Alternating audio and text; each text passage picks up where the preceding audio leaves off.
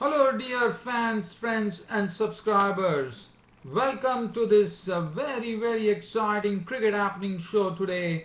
And the reason I say that it's exciting is because England have really staged a dramatic victory here at the Lord's Cricket Ground on the final day, where they have actually defeated the New Zealanders by 124 runs. What a victory! And yesterday I was telling you that probably it will be interesting to see how Alistair Cook goes, whether he goes past Graham Goode's record of the highest run scorer in Test cricket. Well, unfortunately, that was not the case, as Alistair Cook was out for 162 today. In fact, he was the first wicket to go today in the morning on the final day here of the Lord's Test match, where it was Alistair Cook who was his wicket was taken by Trent Boult, who was the wrecker-in-chief today, as he completely cleaned up this England tail pretty quickly, and England were all out for 478. 162 by Alistair Cook, so he still has to wait to become the highest test run scorer as far as England are concerned. 162 with 17 boundaries. Moeen Ali made 43 with 7 fours. Other than that, Boult was Boult was the one who captured all the wickets to fall today, as he clean bowled Stuart Broad for 10 with 1-6. Mark Wood was not out on 4, and Anderson was bowled by Boult. So it was pretty good work by the New Zealand bowler Trent Boult to actually restrict England to 478 all out, and that meant that a target was set for New Zealand, and it was something which was always achievable. They required 345 runs to win in 77 overs. Now, looking at the bowling figures, Trent Boult, the record-in-chief today, 34 overs, 8 maidens, 85 runs and 5 wickets, bowled beautifully. Southee, 34 overs, 4 maidens, 162 runs and 2 wickets. Henry, 29 overs, 3 maidens, 106 runs and 2 wickets. Mark Craig, the off-spinner, 28-3, 96-1, 3 overs for 13 for Anderson, and Williams 1 over for 2. Now, New Zealand started their reply. They had a few overs before lunch, and I mean, what a start for England. The other day we saw that the New Zealand bowlers were the ones who actually used the new ball very well, but today James Anderson, Stuart Broad in particular, really came into his own. As it all started with New Zealand had to face a few overs before lunch on the final day, and this is what happened. Now I'm going to really give you the story as to how it all happened. So let's start off with this. It was a wonderful start for the English bowlers. James Anderson got his 399 test victim as he sent Martin Guptill packing to the pavilion of the very second ball of the New Zealand innings. As what he did is he got the ball to Martin Guptill, who actually edged it to Gary Ballance, and he was gone for a duck. And the other opener's wicket was captured in the next over, which was bowled by Stuart Broad, and Stuart Broad in fact stuck with the very first ball of the New Zealand innings, as what he did is he got a ball to Latham, and Latham was trapped in what is a full-length delivery, and Latham was trapped LBW for naught, and both the openers were in the pavilion with the New Zealand score reading 0 for 2.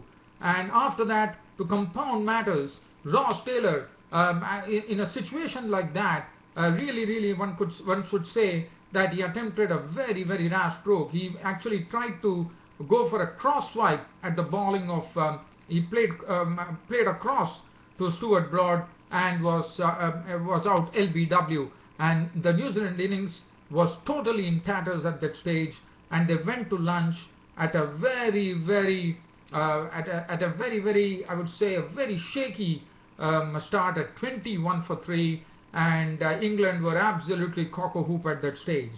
After that, after lunch, play resumed with Kane Williamson and Brendan McCullum deciding to promote BJ Watling in the batting lineup, because he knows that Watling is someone who can really stay at the crease. He definitely showed all that, and he was along with Williamson. And well, after play started, slowly Williamson also, as we all know, that Williamson is also a very good person. Williamson and Watling are two rocks of this New Zealand batting, and basically they set about their task slowly trying to repair the innings. Well, the score reached only as far as 61 was concerned, and suddenly there was more drama there at the Lord's Cricket Ground as Ben Stokes picked up 2 wickets in 2 balls. He first picked up the wicket. Now, as far as Kane Williamson, Ben Stokes, who already had a very, very good game. In fact, he was the player of the match. There was no doubt about that. After making 92 and then hitting a century yesterday, the fastest century in the Lord's Test match. In fact, Ben Stokes was the one who started testing Kane Williamson in that particular over. First, he bowled him 2 balls which was outside the off stump, which were outswingers. And Williamson, as you know, is a very good judge of the outgoing ball. He judged it perfectly. But the third delivery that Ben Stokes bowled was a bit wider. Even though it was outside the off stump, it was a bit wider. And in fact, Kane Williamson got hooked onto it as he tried to play at that delivery, and that ended in the catch. Ended with a catch where Joe Root made no mistake, and Kane Williamson was walking back to the pavilion. Caught Root, bowled Stokes for 27 with 3 boundaries, which made the score 61 for 4. As the New Zealand captain Brendan McCullum walked in a very, very tight situation. And Brendan McCullum, well, the very first delivery that he received, what a delivery from Ben Stokes. What he did is, in fact, first after bowling 3 outswingers to Kane Williamson, he decided to get in an in-dipper. In fact, he bent the ball into Brendan McCullum, and Brendan McCullum, trying to play at it, got an inside edge onto the bat, and the ball went on to hit the stumps. And let me tell you, the England team was absolutely on the moon when they got Brendan McCullum's wicket. But they knew that was a big wicket, because he's one who can really attack you and really take the initiative away from you. But what he did here, this was something that Ben Stokes was absolutely overjoyed as he got the wicket of the dangerous Brendan McCullum, the New Zealand captain, gone for duck of the very first ball, with a beautiful in-dipper being produced by Ben Stokes. And Ben Stokes had already taken 2 wickets in 2 balls, and the score read 61 for 5, and New Zealand were really, really staring down the barrel at that stage. Watling was there at the other stage, and Watling was precisely promoted in the batting order to actually do a lot of plodding, and that's what he precisely was doing. In fact, BJ Watling was resisting pretty well. At that time, at 61 for 5, we saw Corey Anderson, the all-rounder, walking in, and Corey Anderson joined Watling. Well, Corey Anderson decided that he is not the one to really stay put at the crease, and he decided that he is going to play his strokes, and that's what he precisely did. And that definitely gave a bit of, momentum is something was not required. It was a case for New Zealand not to go for the victory, but definitely they had to actually save the match. But Corey Anderson played in his own way, in his characteristic way that he plays, and probably one could say that he was playing in the Ben Stokes way, and that was to really attack the bowling, as he was hitting some beautifully timed 4s, and he also hit a 6. And the partnership, and the other end, it was in sharp contrast, as you know. BJ Watling was the more sedate partner who was trying to stay at the crease, trying to stay put at the crease, but at the other end, Corey Anderson was slamming boundaries. He was really attacking the English bowlers. He was really timing the ball pretty well. And what it did is, it definitely not only, I would say, repaired the New Zealand innings, but it also sowed some doubt into England's minds to say whether they would be in a position to actually break this pair. And things were going pretty well till tea time. So till tea time, everything was good. The score had reached 160, around 160 odd runs. As I said, BJ Watling was the more resisting self. At the other end, it was Corey Anderson really getting this New Zealand innings to really move on as the score went on to 168. And the partnership at that moment was worth 107 runs. And that was the time Mark Wood, who had not got a single wicket in this New Zealand second innings, produced a delivery, a short of length delivery, and BJ Watling was taken very well by Butler, and BJ Watling was out for 59 with 9 4s, which made the score 168 for 6. And Mark Craig joined Corey Anderson. So Corey Anderson now what Alistair Cook did, the English captain, he decided that he will throw the ball to Joe Root to see whether he can do something. And Joe Root responded immediately with a wicket. Corey Anderson, as I said, he was the one who was doing all the scoring. And Corey Anderson, when the score reached 174, he also joined Watling in the pavilion. As Corey Anderson was out, LBW bowled Joe Root. Now Joe Root is one who is definitely a man with a golden arm, because time and again we have seen that Joe Root, whenever he comes into the attack, at very crucial stages he picks up wickets, and that's what he precisely did. What a wicket to get at that stage, as Root was so happy about it, as he got Corey Anderson, the danger guy, LBW, for 67 with 13 fours and 1 6, which made it 174 for 7. And this was the time England would have realized that now they were definitely in the game and they could only think of victory. Now Mark Craig was joined in by Tim Southee, and Mark Craig, well, he only could make 4 runs as Stokes back into the attack came in and clean bowled Mark Craig for 4. That made it 198 for 8, and now the pressure was absolutely on New Zealand. And then it was Tim Southee who was joined in by Trent Boult.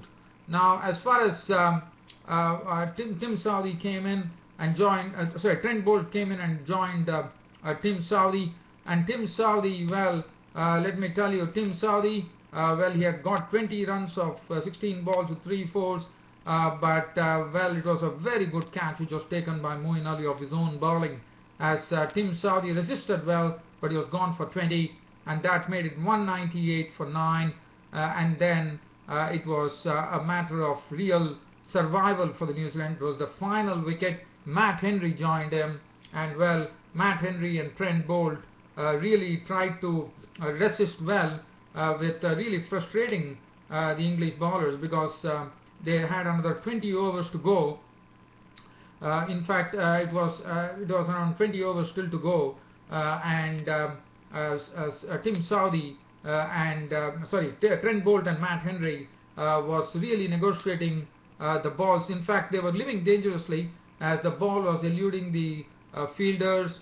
Sometimes there were a lot of nicks, edges, but they continued to live dangerously. And finally, what a catch taken by Moeen Ali to bring an end to the bring an England victory here, because what he did is, it was a ball from Stuart Broad to Trent Boult, and Trent Boult tried to slap it, play it through the third man region, and I would say it was a wonderful catch by Moeen Ali to bring an exciting end to this innings, to this New Zealand innings, as Trent Boult moved further and he took a catch, judging it very well, in fact running in from his position there in the deep at the third man region, and then plucking that catch. And and I would say England's joy knew no bounds, as that was a marvellous catch which was taken by Moeen Ali, and Trent Boult was walking back to the pavilion after making 10 runs, after resisting in a door fashion, but well, nothing could be done, and it was Matt Henry was not out on 10, and you saw the rejoicing from the England fielders, the England team there, as England won the first test match of the Investec Test Series by 124 runs to go 1-0 in the series. So they've taken a 1-0 lead in the series, the second test starting on Friday. Well, what an effort from England. I mean, they after conceding a lead of 134 runs, I thought this is a comeback, coming from behind victory. Total credit to all the England. It was a total team effort. I'll be talking about that if I get time. So let's have a look at the bowling card. Stuart Broad really bowled well with the new ball, 16.3 overs, 3 maidens, 50 runs and 3 wickets. Anderson has just one more victim to capture in the second test match of the Investec Test Series, when he would be the first bowler in the annals of English Test history to breach the 400 wicket mark, as Anderson bowled 14 overs, 5 maidens, 31 runs and 1 wicket. Mark Wood, 13 overs, 3 maidens, 1 for 47, had a decent debut, one could say. Ben Stokes, the player of the moment. In fact, the time he scored that, Ben Stokes truly was the player of the match, because yesterday, if he had not scored that fastest 100, probably the score could have been still reduced. So Ben Stokes definitely deserved the man of the match. In fact, he scored 92 in the first innings, 100, fastest 100 at Lords. Then he picked up 2 vital wickets, and 2 wickets pretty vital at that, because it was the wicket of Kane Williamson, who could really he could have really saved this if he would have been available till the close of play on the final day. I'm sure New Zealand would have saved this match, because he's such a player. And then he also had the wicket of Brendan McCullum, another dangerous guy who could have taken the match away from England today. And then Ben Stokes, 11 overs, 3 men, 3 for 38, really bowling in an Ian Botham-esque way, I would say. And Moeen Ali, 8 overs, 3 maidens, 1 for 35. And Joe Root, 5 overs, 3 maidens, 1 for 7. As I said, Ben Stokes of England was named man of the match. And the second test, as I said, starts on Friday. But what a performance from England. I mean, to actually concede a lead and then come up with that marvelous effort. If you look at this England, and let me also tell you what a start for the new director of England cricket, Andrew Strauss, getting a victory. I mean, England starting off in a splendid fashion here. There could not be a much better gift to Andrew Strauss than this on his very first stint as the director of English cricket. Now, looking at this England, Adam Leth, well, he probably didn't have a very good debut. Mark Wood also said just a decent debut. But look at the players. Alistair Cook contributed. Joe Root, consistent as ever. Ben Stokes has really said that he belongs to the big stage now. And then the bowlers have done their job. Moeen Ali also did a wonderful job with the bat, ball and in the field. And as I said, this has been a total team effort as far as England are concerned. And I'm sure the celebrations are going to go all through the night here for England. Well, other than that, well, dear fans and subscribers, probably Brendan McCullum, after seeing, I mean, I'm sure, as we all know that Brendan McCullum, in cricketing circles, he's known as a gambler, and today he definitely mentioned that the reason to promote BJ Watling was to see whether BJ Watling Williamson could do some sort of real repairs, and then probably he wanted to see whether he and Anderson, if they could remain, they could really go for it. But unfortunately today nothing worked Brendan McCullum's way, and the victory was England. And as I said, England, what a start for them. I mean, starting off in a wonderful fashion by winning the first test match by a very big margin of 124 runs. So congratulations to England, and now the battle will begin on Friday in the second test. Well, so from here, since I have some time on this YouTube broadcast, I'm just going to share some cricket news. The news that is coming in as far as international cricket is concerned is that it would be Trevor Bayliss who could be the new England coach.